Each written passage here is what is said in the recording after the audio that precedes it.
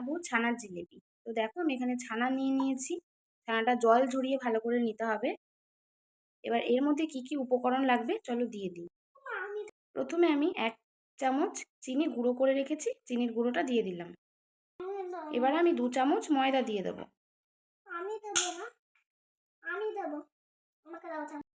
এর মধ্যে দিয়ে দেবো কর্নফ্লাওয়ার। তোমরা ময়দার সাথে কর্নফ্লাওয়ারটাও অ্যাড করবে।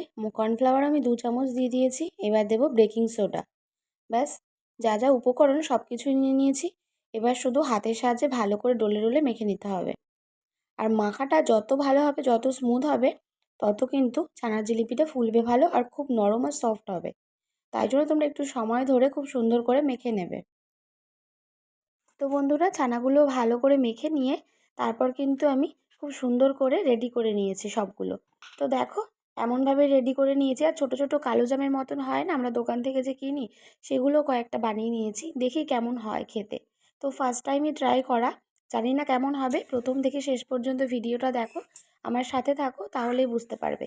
তেলটা ভালো করে গরম করে নিয়েছি। আর যখন এই জিলিপিগুলো তেলে ছাড়বো, তখন কিন্তু গ্যাসের ফ্লেমটা একদম কমিয়ে দিতে হবে। তো এক এক করে দিয়ে দেবো। আর যেহেতু এর মধ্যে খাবার সোডা দেওয়া আছে একটু পরিমাণে, যার জন্য দেখো জিলিপিগুলো তোমরা দেখে বুঝতেই পারছো কতটা সুন্দর করে ফুলে ফুলে গেছে। আর এটা মাখাটা যত ভালো হবে, জিলিপিগুলো কিন্তু নরম আর সফট হবে প্রচুর পরিমাণে। আর খেতে পুরো দোকানের জিলিপির থেকেও বেশি ভালো হবে। কেননা আমি এখানে ছানার পরিমাণটা কিন্তু বেশি দিয়েছি। তোমরা ছানা বেশি পরিমাণে দিলে স্বাদটা খুব ভালো পাবে। আর তোমরা এর মধ্যে আরও বেশি করে ময়দাও মেশাতে পারো, তাহলে এত ভালো স্বাদ আসবে না কিন্তু। আমি দেখো এক এক করে প্রত্যেকটা জিলিপি ভেজে নিচ্ছি। আর এগুলো একদম লাল লাল কড়া কড়া করে ভেজে নিতে হবে। কালারটা যত ডিপ আসবে এগুলো রসে চোবানোর পর, তত বেশি ভালো লাগবে কিন্তু দেখতে। তো দেখো এরকম ডিপ ডিপ করে ভেজে নিয়েছি। এবার শুধু রসে ডুবিয়ে নেবার পালা। প্রত্যেকটা কিন্তু খুব সুন্দরভাবে ভেজে নিয়েছি।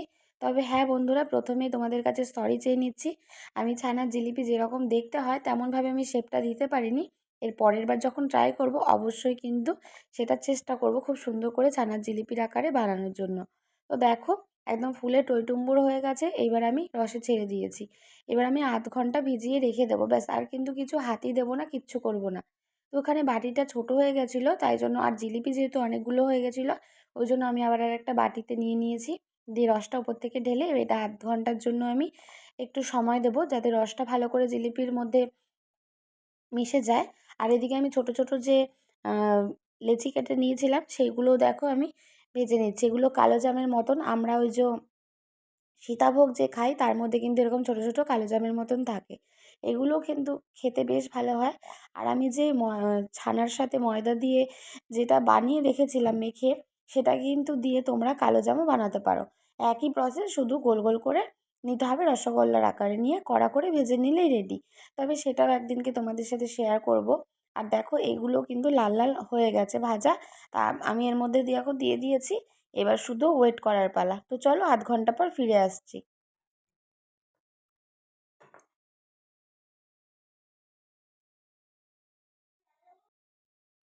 বন্ধুরা, দেখে তোমাদের কেমন লাগছে? কতটা ফুলে ফেঁপে উঠেছে দেখো, আধ ঘন্টা রসে ভিজিয়ে রাখার পর। আর এটা খেতে এতটা টেস্টি হয়েছে, দেখতে হয়তো অতটা সুন্দর হয়নি, কিন্তু খেতে কিন্তু দারুণ হয়েছে।